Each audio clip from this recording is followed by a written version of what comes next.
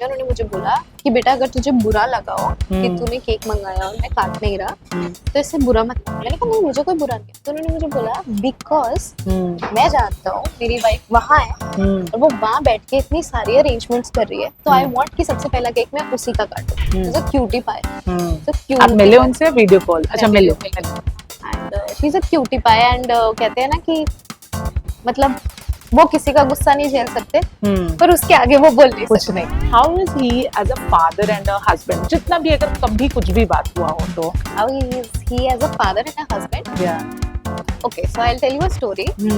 Hi, I'm Twinkle Arora and you're watching me on Filmy Beat.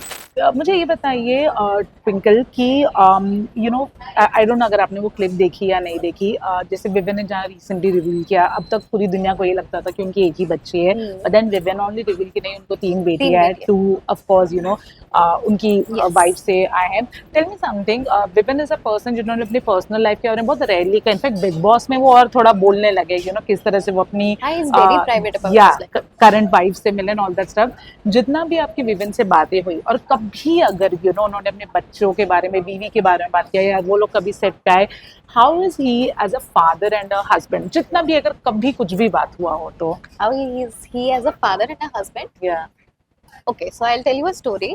Last year तब तक मैं उनकी wife से मिली नहीं थी। अब मैं मिल चुकी हूँ। लास्ट ईयर जब हम शूट कर रहे थे उनका बर्थडे था, 12 बजने वाले थे, तो मैंने उनकी वाइफ मेरे से कंटिन्यू वो रहती है, तो मैंने उनको बोला कि सर मतलब कौन सा केक पसंद है विविन को, आई ऑर्डर वन। तो गर्मियाँ थी आई गेस, तो मैंने ना आइसक्रीम केक ऑर्डर कर दिया and a very sweet thing happened उस दिन।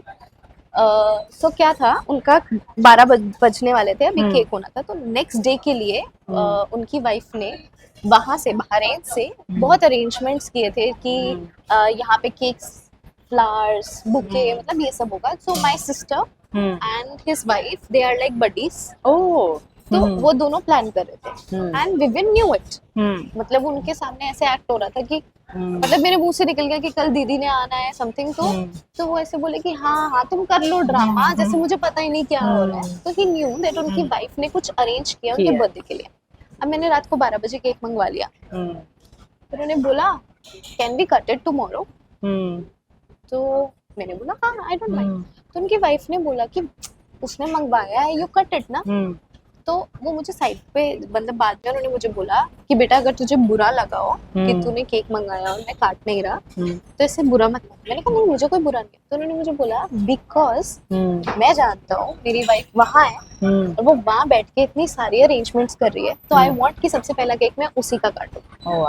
सो आई वाज लाइक मुझे कोई बुरा नहीं लगा, मेरे को तो बहुत ऐसे लड़के हैं एक सेकंड ऐसे ग्रीन फ्लैग्स हैं। तो उन्होंने बोला हाँ होते हैं। तो मैंने बोला सुनो अब मेरी लाइफ में कोई आएगा ना तो मैं पहले आपसे मिलवाऊंगी, उसको बताना कि मुझे ऐसे ट्रीट करना है, फिर मैं उसको अप्रूवल दूंगी। तो बोले हाँ ठीक है, तो तेरी लाइफ में जाएगा मुझे बता दियो, मैं उसको ट्रेनिंग दे दूंगा। So he is very considerate towards his family. और मुझे उस दिन इतनी रिस्पेक्ट आई उनके लिए, मेरे को इतनी ज्यादा रिस्पेक्ट फील हुई कि ओके वो अपनी फैमिली को इतना वो करते हैं। And his daughter is a cutie pie. तो क्यूट आप मिले उनसे वीडियो कॉल? अच्छा मिले and she is a cutie pie and कहते हैं ना कि मतलब वो किसी का गुस्सा नहीं झेल सकते पर उसके आगे वो बोल नहीं कुछ सकते। नहीं कहा। So as he said that he is actually very grateful for being father to 3 daughters. Yeah, definitely.